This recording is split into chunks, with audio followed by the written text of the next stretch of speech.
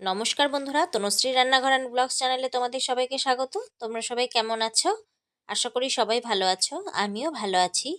আজকে আমি তোমাদের সাথে খাসির চর্বি দিয়ে ঘুগনি রেসিপি শেয়ার করছি। তো চলো তাহলে দেখে নেওয়া যাক আমার আজকের রেসিপিটি।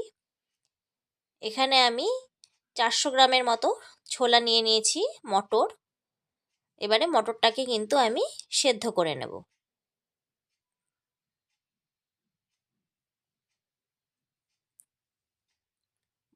দিয়ে দিলাম 1 গ্লাস জল। মটরটাকে কিন্তু আমি 6 থেকে 7 ঘন্টার মতন ভিজিয়ে রেখেছিলাম।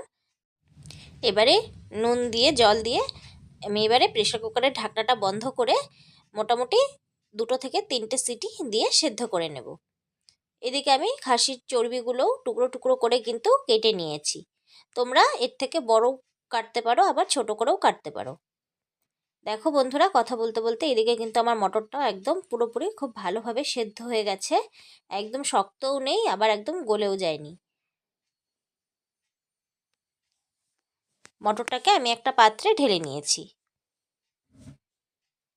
এবারে ওভেনে কড়াই বসিয়ে দিয়েছি, দিয়ে এবারে দিয়ে দিলাম সর্ষের তেল। তেল গরম হয়ে গেলে আগে থেকে ডুমো করে কেটে রাখা আলুটাকে আমি নুন হলুদ দিয়ে ভেজে তুলে নেব।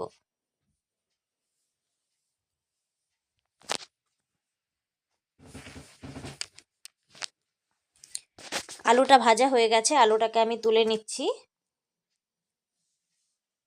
এবারে ওই তেলে আমি দিয়ে দিলাম 2 শুকনো লঙ্কা ফোড়নের জন্য, আর দিয়ে দিলাম 1.5 ইঞ্চি মতো দারচিনি আর 2 এলাচ। তারপরে আমি দিয়ে দিয়েছি 1/2 চামচ গোটা সাদা জিরে। ফোড়নটাকে কিছুক্ষণ সময় নিয়ে ভেজে নিয়ে তারপরে আমি দিয়ে দিলাম এর মধ্যে পেঁয়াজ কুচি। এখানে আমি 5টা বড় সাইজের পেঁয়াজ নিয়ে নিয়েছিলাম। পেঁয়াজটা যাতে মজে আসে সেই কারণে কিন্তু আমি সামান্য একটু নুন দিয়ে পেঁয়াজটাকে ভালোভাবে তেলের সাথে একটু ভেজে নিচ্ছি। এবারে আমি দিয়ে দিলাম সামান্য একটু চিনি, তাহলে কালারটা খুব সুন্দর আসে আর টেস্টের একটা ব্যালেন্স এসে যায়। এবারে আমি এই মধ্যে দিয়ে দিলাম একটা বড় সাইজের টমেটো, যেটা আমি টুকরো করে কেটে নিয়েছি। সেই টমেটোটা দিয়ে আমি পেঁয়াজের সাথে ভালো করে কিছুক্ষণ সময় নিয়ে কিন্তু ভেজে নিচ্ছি। এরপর আমি এর মধ্যে দিয়ে দিলাম 2 চামচ রসুন বাটা। এবারে আমি রসুনটাকে কিছুক্ষণ সময় নিয়ে তেলের মধ্যে ভালো করে ভেজে নেব।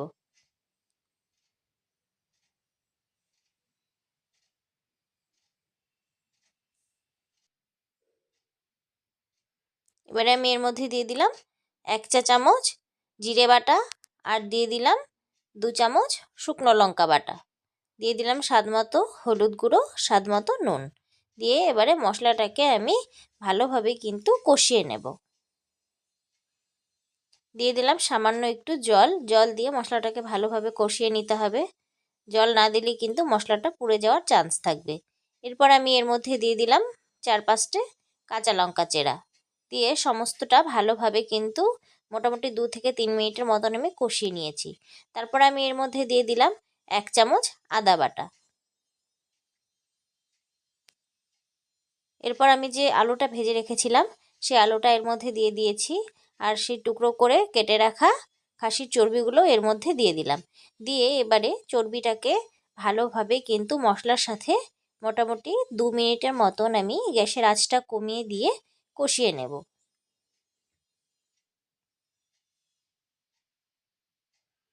এবারে মশলার বাটিটা ধুয়ে আমি সামান্য একটু জল এর মধ্যে দিয়ে দিলাম, দিয়ে ঢাকনা দিয়ে ঢেকে দিয়েছিলাম মোটামুটি 2 মিনিটের জন্য। তাহলে কি হবে, আলুটাও সেদ্ধ হয়ে যাবে আর খাসির যে চর্বিটা সেটাও কিন্তু নরম হয়ে যাবে।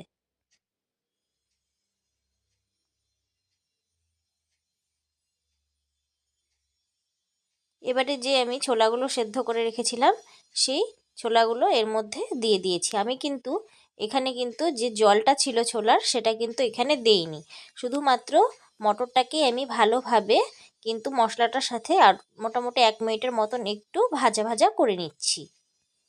এরপর আমি এর মধ্যে দিয়ে দিলাম 2 চামচ কাশ্মীরি লাল লঙ্কার গুঁড়ো। মশলাটাকে আমি মোটামুটি 1 মিনিটের মতন একটু ভালো করে কষিয়ে নিয়েছি।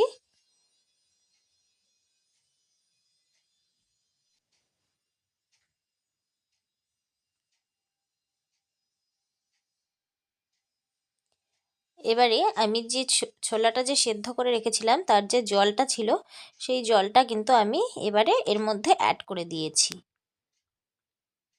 দিয়ে এবারে আমি আরও কিছুটা পরিমাণে হাফ গ্লাস মতন জল দিয়ে দিলাম। এখানে কিন্তু আমি কোনোটাই ঠান্ডা জল ইউজ করিনি, এখানে কিন্তু সমস্তটাই একদম ফোটানো জল ছিল। এবারে কিছুক্ষণ সময় নিয়ে ফুটিয়ে নিলেই তৈরি হয়ে যাবে আমার খাসির চর্বি দিয়ে এই ঘুগনির রেসিপিটি। আমি মাঝে একটু নুনটা চেক করে নিয়েছিলাম, দেখলাম যে নুনের পরিমাণটা একটু কম হয়েছিল, সেই কারণে আর সামান্য একটু নুন আমি দিয়ে দিয়েছি। সো তৈরি হয়ে গেল আমার এই খাসির চর্বি দিয়ে ঘুগনির রেসিপিটি। এরকম ঘুগনি কিন্তু তোমরা লুচি, রুটি, পরোটা সব কিছুর সাথেই খেতে পারবে। সো ভিডিওটা যদি ভালো লেগে থাকে বন্ধুরা, তাহলে অবশ্যই একটা লাইক করে পাশে থেকো। আর আমার চ্যানেলে যারা নতুন তাদেরকে অসংখ্য অসংখ্য ধন্যবাদ। আর পরবর্তী ভিডিওর অপেক্ষায় থেকো বন্ধুরা। আর যারা এখনও আমার চ্যানেলটি সাবস্ক্রাইব করনি তারা প্লিজ ঝটপট গিয়ে সাবস্ক্রাইব বাটনটি প্রেস করে